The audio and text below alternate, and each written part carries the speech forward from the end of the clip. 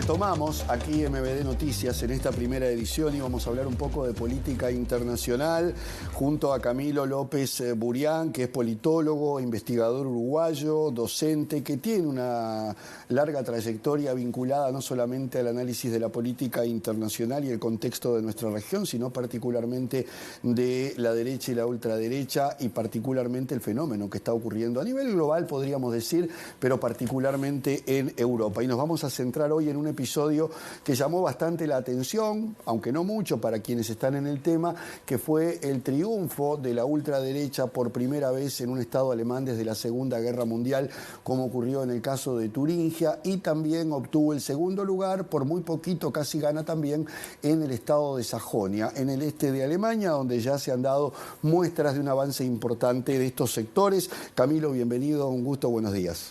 Buen día, muchas gracias por recibirme. Bueno, antes de meternos puntualmente en lo de Alemania, que es lo que nos convoca hoy, hay un avance en general de la ultraderecha europea, vamos a centrarnos en ella, en distintos países con matices, pero que todas tienen puntos en común, desde el partido de Marine Le Pen, el partido de los Fratelli de Italia, la Alternativa por Alemania, el FPÖ en Austria, el Partido de la Libertad, Hungría. ¿Qué podríamos decir de este fenómeno? Podríamos agregar a los Países Bajos, podemos agregar Bélgica, Holanda, España, Portugal. El caso de Vox. Sin duda, que además con nexos con América Latina más que relevantes. Bueno, una primera forma de mirar el asunto, yo creo que hay lecturas de lo que pasó en Alemania, obviamente politológicas, que tienen que ver con cómo es la dinámica de gobierno, los problemas específicos en Alemania. Hay una mirada histórica, tú lo planteabas, este es un acontecimiento que debe mirarse en la profundidad del tiempo y después también merece ser visto como parte de un proceso global. En esa mirada, con una perspectiva más amplia, sí, no solo debe verse este proceso como parte del ascenso de grupos de ultraderecha, en este caso partidarios, pero que también tienen una constelación de actores en su entorno que también hay que atender, que no es solo europea, sino que es global. No podría colocarlo como parte de una emergencia global de actores de ultraderecha.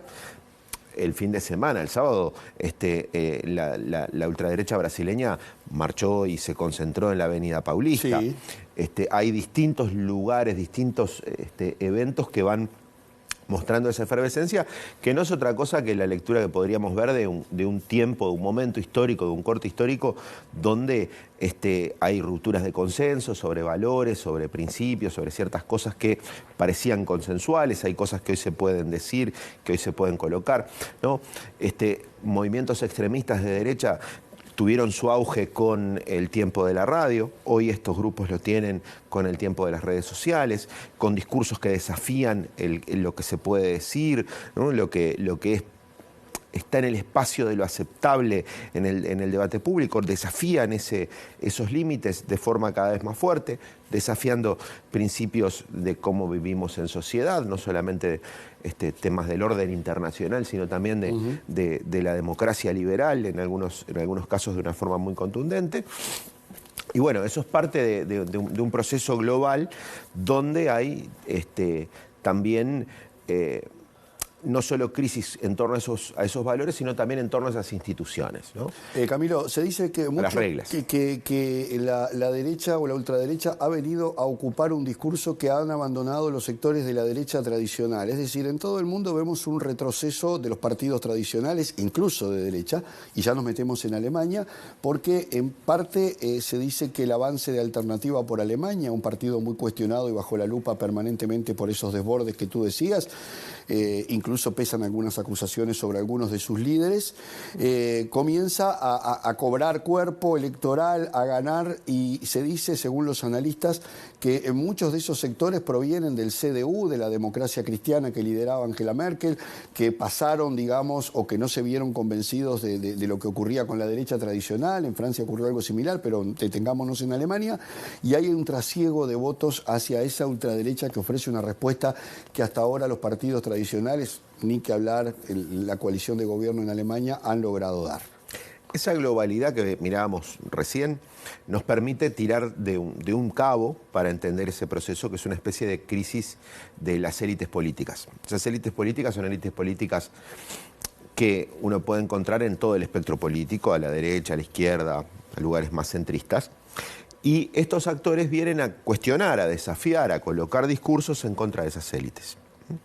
Y en ese sentido ponen en cuestión al accionar de una centroderecha, una derecha tradicional, liberal, que a su vez en algunos casos la obliga a moverse a la derecha un poco para no perder ese electorado. Ese es un primer asunto. Entremos en el caso alemán y entrando en el caso alemán desandemos cosas quizá más generales. Como tú bien decías, hay un primer asunto que tiene que ver con la situación, con la relación con la derecha alemana. La derecha alemana tradicional gobernó durante muchos años, tuvo una coalición de apoyo en torno a Merkel, la centro-derecha conservadora, liberal, tuvo mucho tiempo de gobierno. Hoy hay una coalición que gobierna Alemania y una primera lectura más en términos de análisis político de la coyuntura política alemana nos debería mostrar eso. Bueno, hay una coalición que se formó para gobernar una Alemania después de un periodo largo de gobierno encabezado en este caso por Merkel, que tiene una composición de partidos con agendas diversas, ¿no? La socialdemocracia, los verdes, los liberales, para entender un poco el sistema alemán necesita coaliciones para el gobierno, pero las coaliciones deben tener al menos dos. La visión teórica sobre las coaliciones nos dice, bueno, ¿cómo deben ser esas coaliciones? Deben tener la menor cantidad de miembros posibles, o sea, la cantidad de miembros necesarios para tener la mayoría, y debería ser bueno que fueran ideológicamente afines, ¿no? El asunto es que esa coalición tiene diversidades y uno de los asuntos que los desafía es la presencia de un actor de ultraderecha, como es el caso de AfD, que además tiene otro actor nuevo más, que después podemos entrar también en ese ecosistema político en este momento, y eso hace que, bueno, que la política alemana ha decidido ponerle un cordón sanitario y no permitir el ingreso de AfD a las coaliciones de gobierno, sean locales o sean federales, y eso implica, bueno, juntarse. Y juntarse cuando hay mucha diferencia genera problemas en la gestión. A la insatisfacción que viene ya de una Europa que viene golpeada de más de una década, ¿no? Posterior a la crisis del 2008, con un montón de asuntos que han puesto en jaque distintos asuntos de la agenda europea, uno de los que toma AfD en particular, el tema de la migración, ¿no? Hace que la coalición tenga problemas y exista un descontento, que específicamente podemos ver por qué ese descontento aflora también en algunos sectores territoriales de Alemania, esto tiene que ver con la historia, ¿no? Permite la efervescencia de estos actores. Hablábamos de que en Turingia por primera vez gana la ultraderecha desde la Segunda Guerra Mundial. Allí ganaron los nazis por primera vez también. Pero lo que llama la atención, y esto no es nuevo, es el avance que ha tenido la ultraderecha, en este caso capitalizada por la Alternativa por Alemania, en el este de Alemania. Aquello que era la DDR, la Alemania comunista, la Alemania, la República Democrática Alemana. Es decir, y la pregunta es, ¿por qué en estas zonas la ultraderecha ha aprendido más que en lo que era la Alemania occidental o ha tenido menos barreras para poder avanzar? Bien, ahí vale la pena mirar la historia y en sus distintas temporalidades. La primera cosa que vale la pena pensar es que las culturas políticas de Alemania son distintas por regiones, y la experiencia de haber vivido en dos territorios distintos durante la Guerra Fría también hace a estas diferencias. Hubo 41, 42 años, me puedo equivocar en la cuenta, de República Democrática Alemana, y ya casi el mismo tiempo de unificación alemana. Una cultura política diferente, impactos diferenciados en términos económicos sociales en ese periodo. La unificación de las dos Alemanias fue una unificación que no tuvo una transformación institucional, no hubo un proceso constituyente que repensara las instituciones, las reglas de juego, las formas de representación política, de participación política. En el este se ha sentido como una imposición eso, ¿no? Bueno, iba en ese camino, en el camino de que fue la unificación de una Alemania que vivía bajo otro formato al formato occidental, ¿no? Y eso implicó un impacto económico, social y también político de un proceso de unificación donde la democratización o lo que estaba viviendo la Alemania de la República Democrática Alemana que volvía, tuvo sus incompletitudes, tuvo sus insatisfacciones. O sea, hay insatisfacciones que vienen de otra temporalidad histórica y se encuentran con la insatisfacción de la Alemania post-crisis, de una Alemania que lideró procesos de la Unión Europea en el marco de una crisis general y donde Alternativa por Alemania en el año 13, 14 empieza a emerger con un discurso, por ejemplo, muy antiestatista, muy antiimpuestos y que luego va mudando en un posicionamiento mucho más cercano a la construcción del otro en relación al migrante, a tener un discurso más securitario, y que a su vez la trayectoria propia de la extrema derecha alemana hace que hayan vasos comunicantes con un pasado de extrema derecha muy marcado. Y bueno, y esta zona de Alemania que vale la pena también plantear, los estados en los que AfD tuvo un triunfo electoral muy importante, son estados poblacionalmente pequeños si uno toma la totalidad de Alemania, claro, también, ¿no? Pero muestran una tendencia que además puede verse en elecciones anteriores.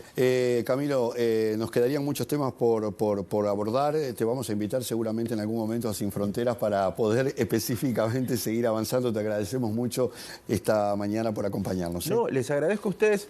Un solo detalle es que no solamente Alternativa por Alemania tiene un impacto en estas elecciones, sino que emerge un nuevo partido, que vale la pena hacer la puntualización, porque muestra algo que puede resultarnos extraño, que es... El de Sarah Wagenknecht. Exactamente, BSW, que trae valores distributivos de izquierda y valores morales de derecha, en términos de migración, de ambiente, de otros asuntos, y es interesante porque es ver cómo...